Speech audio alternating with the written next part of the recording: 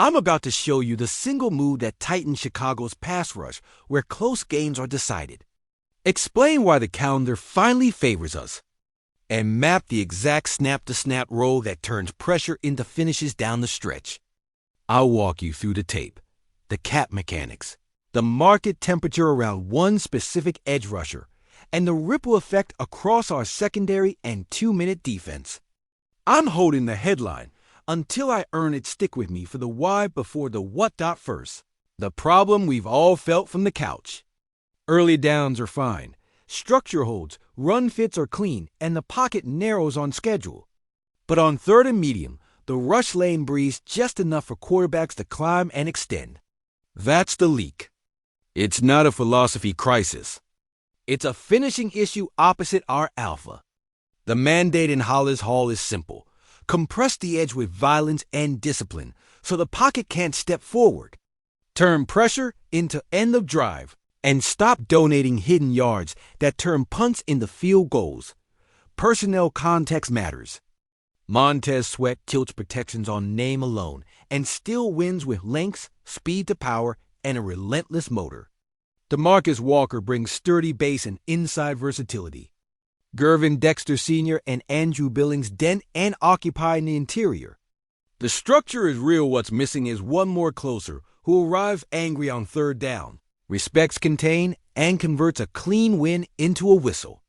You don't need a 60-snap superhero. You need a 25 to 35 snap hammer with grown man hands and a counter that punishes oversets. Now, the timeline. The pre-deadline window is the truth serum of the NFL. Front offices, stop texting hypotheticals and start pricing real assets. If you're Chicago, you are shopping inside guardrails, an impact edge with immediate utility, an expiring or compact turn number that doesn't handcuff 2026, and a personality that fits a room built on professionalism. The market isn't flooded with perfect answers, which is exactly why a very specific veteran stands out. Zoom in on the target profile from a coach's lens.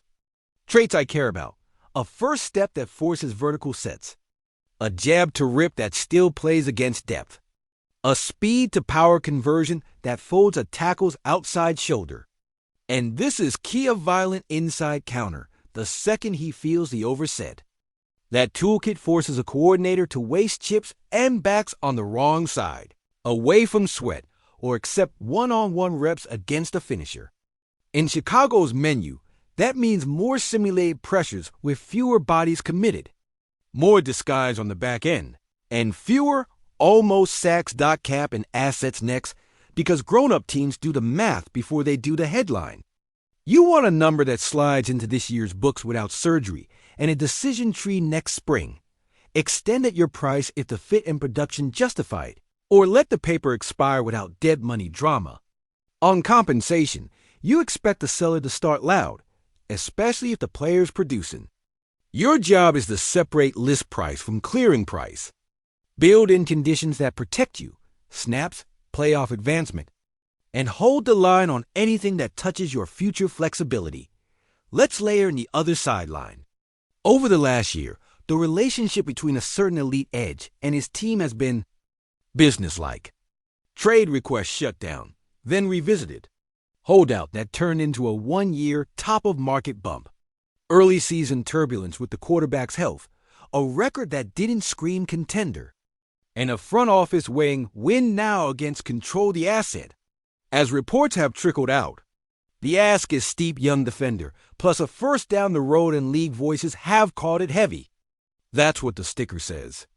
The question is what the cashier actually accepts when the phone rings with real structure. Before I drop the name, I want to paint the fit on our field. Picture 3rd and 7 at Soldier Field. Sweat to the field. Dexter tilted toward the slide. Walker inside to torque the guard. And the new piece to the boundary in a 2-point stance, feet buzzing, eyes on the ball. If protection turns to Sweat, they will. You create the one-on-one you want on the backside. If they chip both edges, they're releasing 3 into the root tree and throwing into tighter windows against a secondary that's earned the right to be trusted. Either way, you're dictating terms with 4. All right, time to land it. The move Chicago is aligning around is Trey Hendrickson from the Cincinnati Bengals. Here's why that sentence makes football sense. Hendrickson is the definition of a closer. Ruthless tempo, polished hands, and a counter that punishes lazy sets. He lives to end drives, not to pad snapshots. He's productive without freelancing, and his rush lane integrity is better than it gets credit, for he doesn't widen the C-gap out of ego. He squeezes it with bad intentions. Put that opposite Sweat, and you build an edge ecosystem that forces coordinators into protection math they hate. On the tape, his calling cards jump off the screen. He times snaps like a thief, forces tackles to turn early, and turns that panic into a rip under the outside pec. When you overset, he puts a foot in the ground and spikes inside. When you sit patiently, he converts to power and walks you 5 steps into your quarterback's office.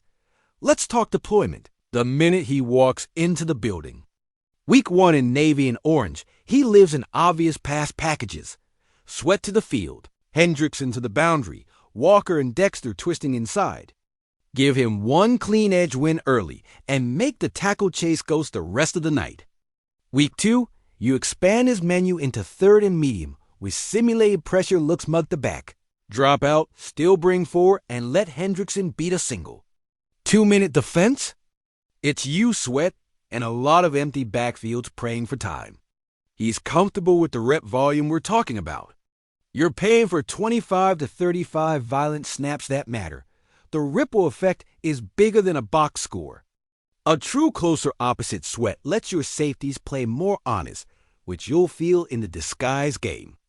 It cleans up the late down spacing for linebackers. Fewer panic scrambles means cleaner sight lines and fewer emergency tackles at the sticks. It also gives Jalen Johnson, Tyreek Stevenson, and Kyler Gordon an extra half beat at the top of routes. When the pocket doesn't climb, corners can challenge hands instead of defending the full field for 3.2 seconds. Hidden yards turn into hidden points. Economics clean and clear. Hendrickson is on a premium 1-year number that you absorb with intent. You're buying a playoff push and buying the right to decide on an extension without being leveraged by term. The rumored ask from Cincinnati young defender plus a 2026. First is the kind of opening position you respect and walk past. A realistic, disciplined structure from Chicago is a premium day 2 equivalent spread, a cross picks, or a top day 3 pick with a meaningful playoff snap escalator, and nothing that touches your blue chip core. Protect yourself with conditions. Respect the seller by paying for real production. I want to acknowledge the risk because this channel doesn't sell fairy tales. You're trading for a star on a high number who expects to be treated like one. Your betting his finishing translates immediately to a new front and new cadence. You're accepting that there will be nights where the ball is out hot and nobody eats. And you're committing to a style. Edges that squeeze, not surf. That's fine. You're doing it because it matches your head coach's defensive identity and because it protects your offense with short fields and extra possessions in the cold part of the calendar. There's also a roster-building reason this timing matters. Chicago's core is maturing on a sensible arc. The offense has explosive potential when it starts in plus territory, and the division is winnable if you turn 2 games this winter by closing instead of chasing. Stars at edge are multipliers. Everybody's job gets easier when the quarterback can't breathe. That's how you turn a good defense into a defense other teams plan around on Wednesday. Here's how the rotation looks once the ink is dry. Base downs. Sweat and Walker set edges. Hendrickson rotates in to keep legs hot and keep the key gap honest. Money downs. Sweat left, Hendrickson right, Dexter Walker twisting inside. Red zone. Play heavy. Bait the sprint out. And trust Hendrickson's leverage to take away the pylon while Sweat steps inside to compress. 2-minute. Live with 4. Change the picture behind it. And let your edges be the loudest part of the stadium. Before I close, I want you in this decision because Bears News Fan Report is built with you, not at you. Tell me your red lines. Would you send a conditional 2026 second, that converts only with a deep January run? Would you prefer a 2026 third plus a player outside the core? Do you hold firm at a top day 3 pick with snap triggers? And how would you stagger snaps to keep both Hendrickson and Sweat vicious in fourth quarters? What's your NASCAR package? Who comes off the field on 3rd and 2 versus 3rd and 10? My concise professional read on the headline, after all the layers, confirming Trey Hendrickson is a high-leverage, high-clarity move that turns Chicago's biggest late-down weakness into a weekly strength without mortgaging the future. It upgrades the edge room today, elevates the back end by timing alone, and pays out exactly when the season gets cold in honest dot. If you want these breakdowns the moment the gears start turning, lock in with me like the video, subscribe to Bears News Fan Report, turn on the alerts, and share this with a friend who lives for trench play.